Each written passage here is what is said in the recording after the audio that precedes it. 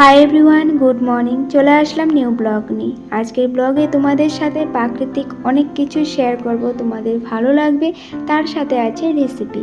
তো চলো স্টার্ট করা যাক। কেউ স্কিপ করো না, চ্যানেলে নতুন এসে থাকলে চ্যানেলটা সাবস্ক্রাইব করে নিও।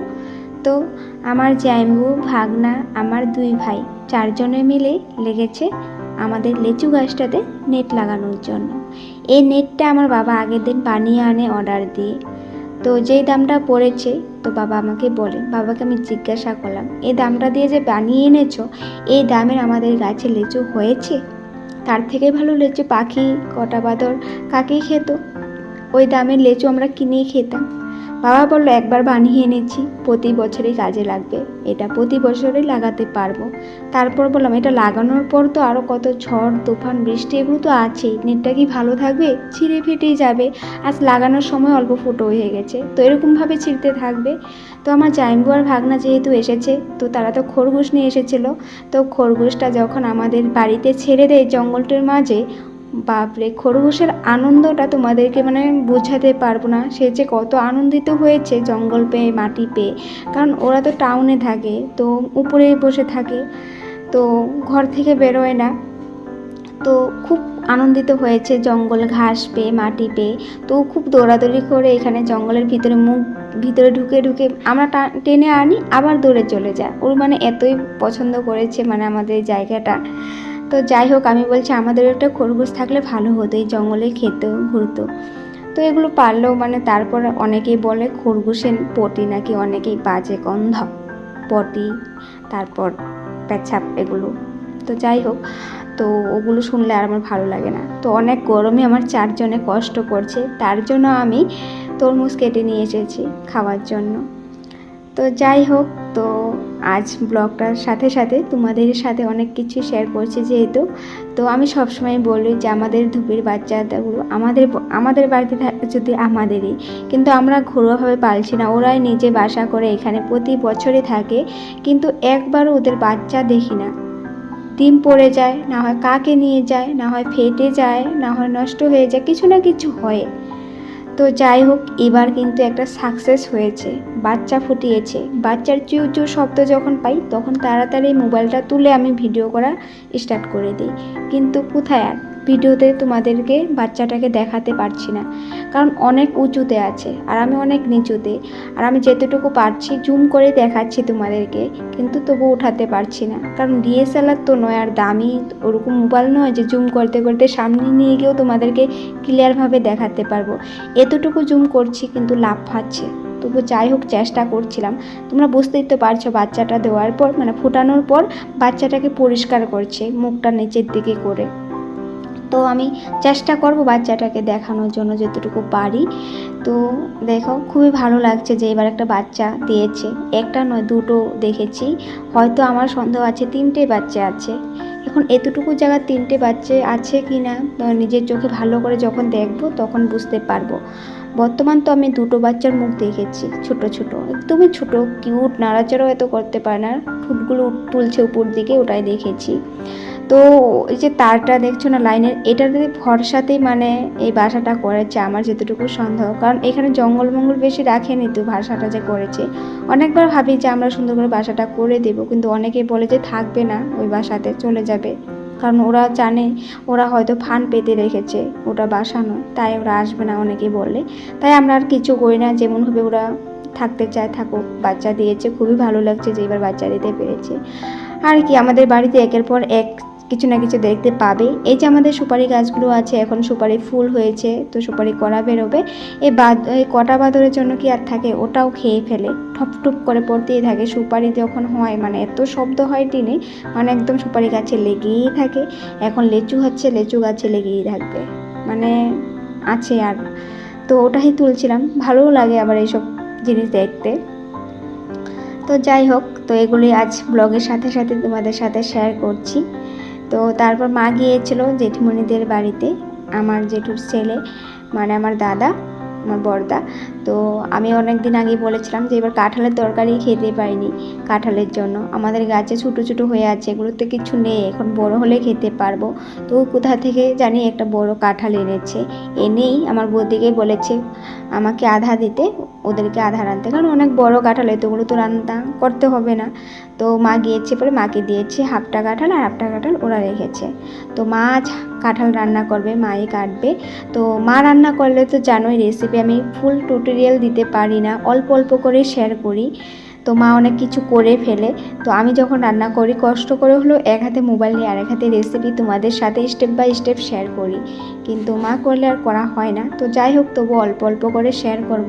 দেখো মা কিন্তু কাঁঠাল কেটে নিয়েছে, তো এই বালতিতে কিন্তু একটু হলুদ দিয়ে রেখেছে জলে, কাঁঠালগুলোর থেকে কষটা বেরিয়ে যাওয়ার জন্য। তারপর জল দিয়ে রেখেছে, এখন ভালো করে ক্লিন করবে, বয়েল করবে, তারপর রান্না করবে। তো রান্নার ভিডিও অল্প অল্প করে তোমাদের সাথে শেয়ার করেছি, তোমরা দেখতে থাকো, ভালো লাগবে।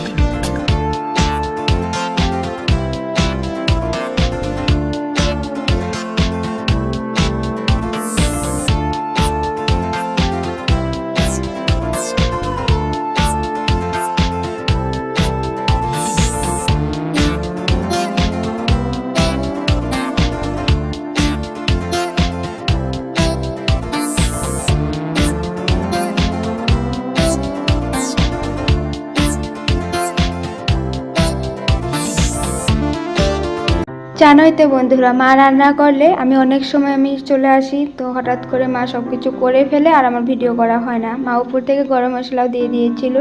তো যাই হোক, রান্না হয়ে যাওয়ার পর আমি ভাত খেতে বসে পড়ি। তো মা করেছিল মসুর ডাল আম দিয়ে, আম ডাল করেছিল, আম ডাল আমার ফেভারিট। তো কাঁঠালের তরকারি। তো আজকের লাঞ্চে এসবই রেসিপি। তো এখন খেয়ে নিই, তো তারপর তোমাদের সাথে আবার ব্লগে কথা বলছি। আমি খাওয়া দাওয়া করে মোবাইলে আমার ব্লগগুলো এডিট করছিলাম, তারপর বাইরে আসি। বাইরে এসে দেখি ও আমার বাবা তো লেগে গেছে আমার বাবার কাজে, কারণ আমার জাইম্বু ভাগনা আমার দুই ভাই মিলে তো নেট লাগিয়ে নিয়েছে উপরটুক, কারণ ওরা যার উপরটুকেই কাক যেহেতু পাখি আছে, বাদর আছে, সবাই এসে ঝাঁক পেতে বসে থাকে, জ্বালাতে থাকে। ছাদ দিয়ে বসতে পারে না, উপরটাতেই বসে, তাই উপর দিয়ে ভালো করে লাগিয়ে নিয়েছে। তো বাবা খুঁজে খাজে পুরনো আগের নেট ছিল ওগুলো বের করে বাঁশ পুঁতে পুঁতে একা একাই সুন্দর করে চারোদিকে লাগিয়ে দিয়েছে। দেখো তবু মাঝখানটা খালি আছেই। তো বাবার আর সহ্য ধৈর্য কোথায়, ছাদে দিয়ে খালি আছে, লাগাতে হবেই। তো বাবা নিজেই লাগিয়ে নিয়েছে। তো দিনটা হঠাৎ মেঘলা করে, হঠাৎ রৌদ্র উঠে, এরকম করছে। তো কাপড় জামা আবার তোশক এগুলো মেলা আছে। তো যাই হোক, তো এই রৌদ্র উঠেই মানে একটু তুফান দিলেই, একটু মানে যেহেতু বাড়িতে গাছপালা আছে, একটু বাতাস দিলেই বাড়িতে একদম পাতা জঙ্গলে ভরে যায়। তো বাবা মানে এগুলো সহ্য হয় না, বাবাকে ঝাড়ু হাতে নিয়ে লেগে গেছে। রোজই আমরা যেহেতুই পরিষ্কার করি, যেহেতুই ঝাড়ু দিই, বাবার ওটা পছন্দ না। বাবা এসে গাছের গোড়াতে পাতা তো পড়বেই, তো গাছের গোড়ার পাতাগুলোও ঝাড়ু দেবে, সব মানে ক্লিন করাতে ব্যস্ত। তো আবার চেষ্টা করছি, দেখি এখন বাচ্চাটাকে তোমাদেরকে দেখাতে পারি নাকি। ও বাপরে, মা তো তার বাচ্চাকে নিয়ে খুব সুন্দর করে বসে আছে। কোথায় আর দেখতে পাবো বলো, পেটের নিচে আছে ছোট ছোট বাচ্চা, বড় হলে দেখাতে পারবো হয়তো, কিন্তু এখন তো ছোট ছোট একদম পেটে একদম ঝাঁক পেতে সুন্দর করে আগলে রেখেছে, দেখা যায় না। আর দেখো, যেহেতু ওয়াইফ বসে আছে বাচ্চাকে নিয়ে, হাজব্যান্ড চলে এসেছে খাওয়া নিয়ে, এসে বলছে, ডাকছে ওকে। আর কি হয় আমার মোবাইলটাতে জানি না, ভিডিওর শব্দগুলো কি হয়, কয়েকদিন ধরে ভিডিও করছি কথা, ঠিক শব্দগুলো উঠাতে পারি না। কি সুন্দর করে শব্দ করে ডাকছে, মুখটা দেখে তো বুঝতে পেরেছো না, কিন্তু শব্দটা উঠলো না, তোমাদের সাথে তা শেয়ার করতে পারলাম না। যে সুন্দর করে ডাকলো, মানে ওকে আসতে বলছে এখানে। তো মানে ও তুই যা, তুই খেয়ে আস গিয়ে, আর আমি এখানে বসি বলছিল। কিন্তু মা আর উঠছে না, কারণ আমাকে দেখছে, ভাবছে ওর বাচ্চাকে যদি ধরি বা বাচ্চাকে যদি কিছু করি, তাই ও যাবে না, মুখটা নিচে করে বাচ্চাকে নিয়ে বসে আছে। এখন হাজব্যান্ড ভাবছে যে আমি এখানে বসে থাকি কি করব, তবে আমি যাই, চলে যাই, চলে যাই, আমি খাওয়া দাওয়া খুঁজে গিয়ে। আর ওরা মুখে করে খাওয়া নিয়ে আসে বাচ্চাদের জন্য, চলে যায় খাওয়া, একজন গিয়ে আরেকজন আসে নিয়ে আসে। তো এরকম করে বাচ্চাটাকে বড় করবে আগলে রেখে, কারণ ওরা তো অনেক কষ্ট করে এবার যেহেতু সাকসেস হয়েছে, বাচ্চা তুলতে পেরেছে, তো কোনো মতে বাচ্চাকে হারাতে চায় না, তা একদম বসে থাকে। যখন একটু বড় হবে তখন মানে ওকে ছেড়ে যাবে খাওয়া খেতে আনার জন্য। তো যাই হোক, ভালো লাগছে যে বাচ্চা দিয়েছে। আর বাচ্চাটাকে এখন দেখাতে পারিনি, কিন্তু দেখাবো নিশ্চয়ই, আমি নেক্সট ব্লগও হলো দেখাবো আমি, তোমরা দেখতে পাবে, খুবই ভালো লাগছে। তো যাই হোক, আজকের ব্লগ স্টার্ট করা থেকে ফিনিশিং পর্যন্ত এসবই দেখালাম। তো জানি না, তোমাদের হয়তো বোরিংও লাগতে পারে আমার ব্লগ দেখে, তবু কিছু মনে করো না। ব্লগটা দেখে যদি ভালো লাগে প্লিজ লাইক শেয়ার করে দিবে, আর চ্যানেলটাতে নতুন এসে থাকলে চ্যানেলটা সাবস্ক্রাইব করে রাখবে। তো দেখা হবে নেক্সট ব্লগে, বাই বাই।